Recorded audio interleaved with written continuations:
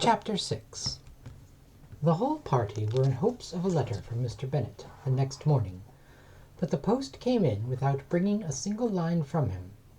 His family knew him to be on all common occasions a most negligent and dilatory correspondent, but at such a time they had hoped for exertion.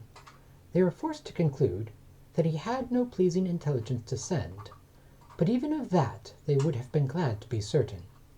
Mr. Gardiner had waited only for the letters before he sent off. When he was gone, they were certain at least of receiving constant information of what was going on, and their uncle promised at parting to prevail on Mr. Bennet to return to Longbourn as soon as he could, to the great consolation of his sister, who considered it as the only security for her husband's not being killed in a duel.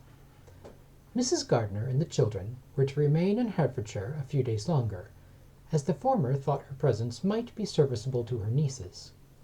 She shared in their attendance on Mrs. Bennet, and was a great comfort to them in their hours of freedom.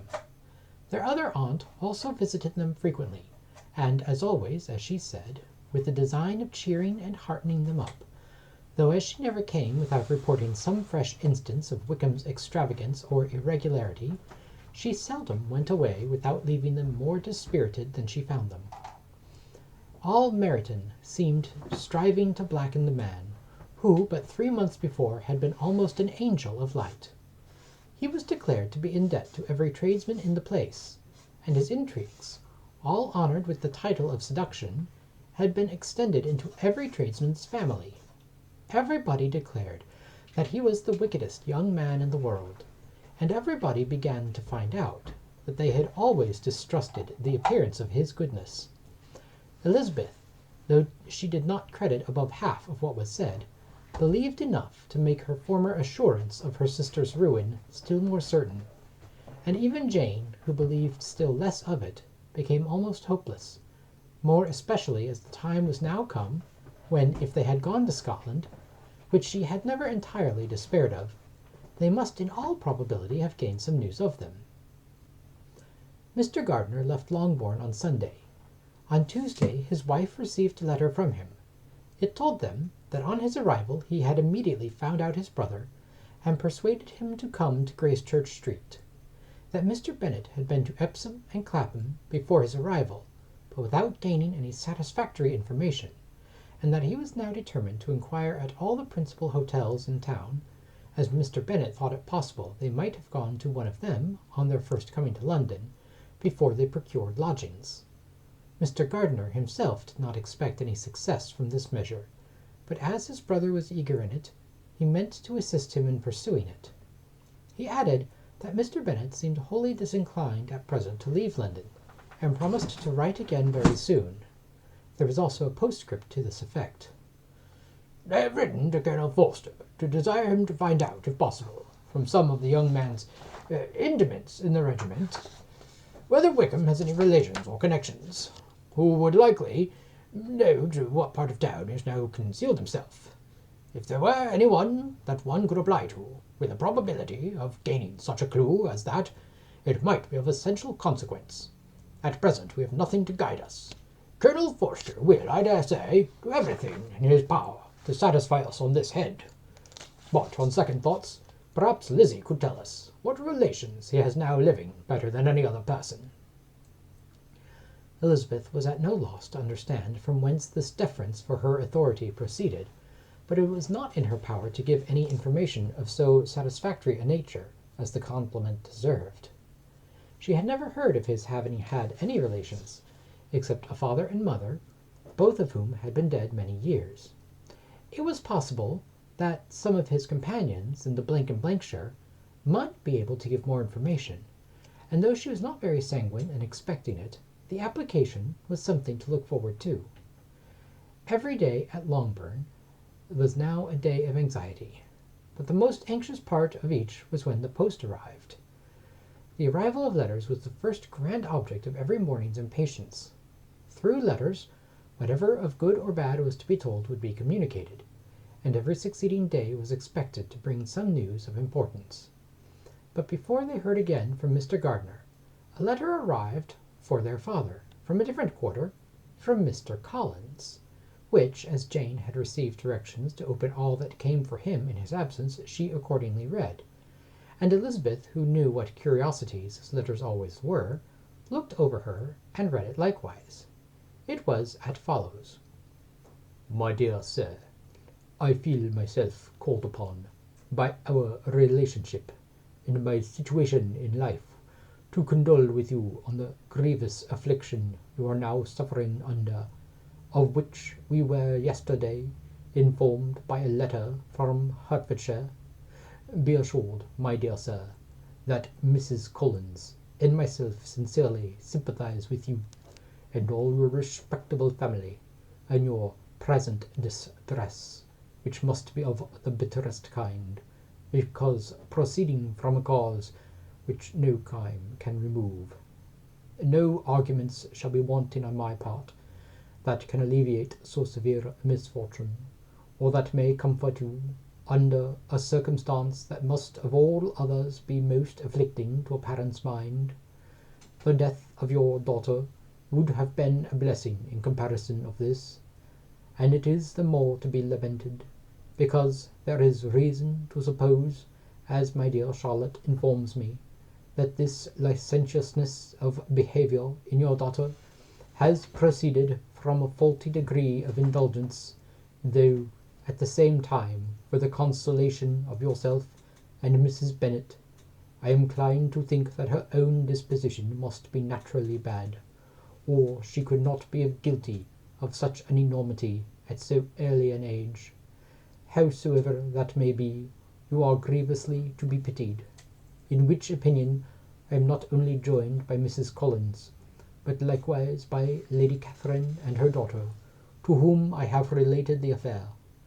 They agree with me in apprehending that this false step in one daughter will be injurious to the fortunes of all the others, for who, as Lady Catherine herself condescendingly says, will connect themselves with such a family. And this consideration leads me, moreover, to reflect with augmented satisfaction on a certain event of last November, for had it been otherwise, I must have been involved in all your sorrow and disgrace. Let me advise you then, my dear Sir, to console yourself as much as possible, to throw off your unworthy child from your affection for ever, and leave her to reap the fruits of her own heinous offence. I am, dear Sir, etc., etc. Mr. Gardiner did not write again, till he had received an answer from Colonel Forster, and then he had nothing of a pleasant nature to send.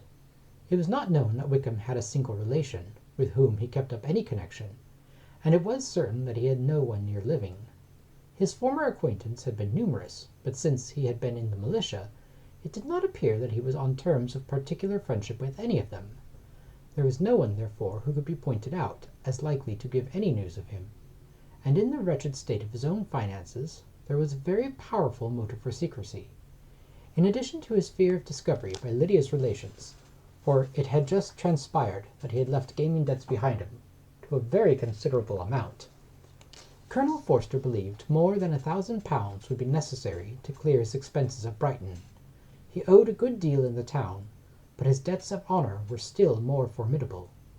Mr. Gardiner did not attempt to conceal these particulars from the Longbourn family.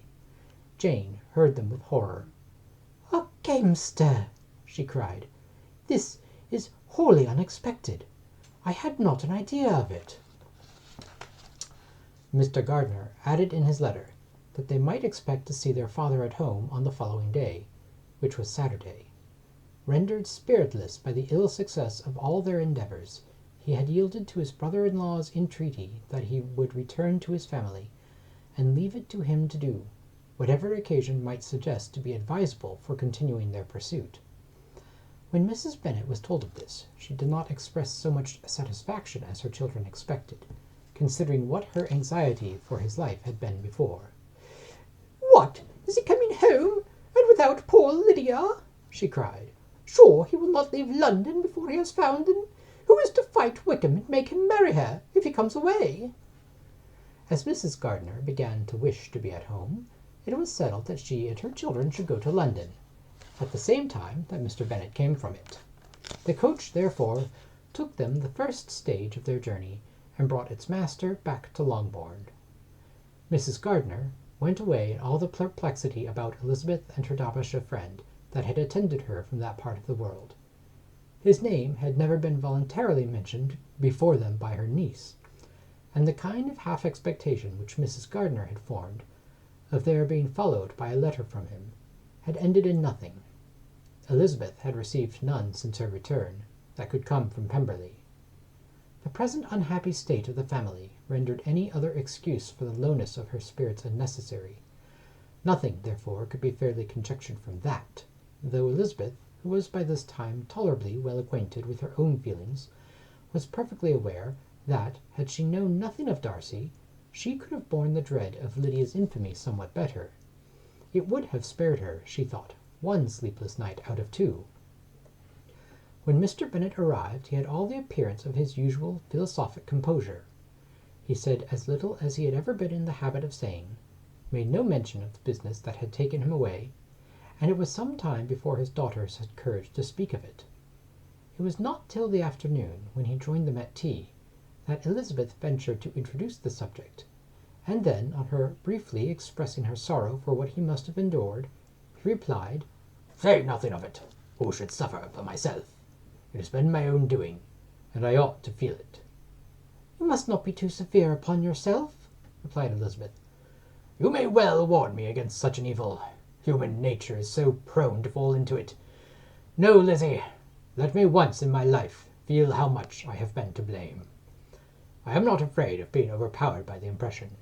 It will pass away soon enough." "Do you suppose them to be in London?" "Yes. Where else can they be so well concealed?" "And Lydia used to want to go to London," added Kitty. "She is happy, then," said her father dryly, "and her residence there will probably be of some duration." Then, after a short silence, he continued, "Lizzie, I bear you no ill will for being justified in your advice to me last May, which, considering the event, shows some greatness of mind." They were interrupted by Miss Bennet, who came to fetch her mother's tea. "This is a parade," cried he, "which does one good. It gives such an elegance to misfortune. Another day I will do the same. I will sit in my library, in my nightcap and powdering gown, and give as much trouble as I can, or perhaps I may defer it till Kitty runs away." "I am not going to run away, papa," said Kitty fretfully. "If I should ever go to Brighton, I would behave better than Lydia." "You go to Brighton? I would not trust you so near it as Eastbourne for £50. No, Kitty, I have at last learnt to be cautious, and you will feel the effects of it. No officer is ever to enter my house again, nor even to pass through the village. Balls will be absolutely prohibited, unless you stand up with one of your sisters, and you are never to stir out of doors till you can prove that you have spent 10 minutes of every day in a rational manner." Kitty, who took all these threats in a serious light, began to cry. "Well, well," said he, "do not make yourself unhappy. If you are a good girl for the next 10 years, I will take you to a review at the end of them."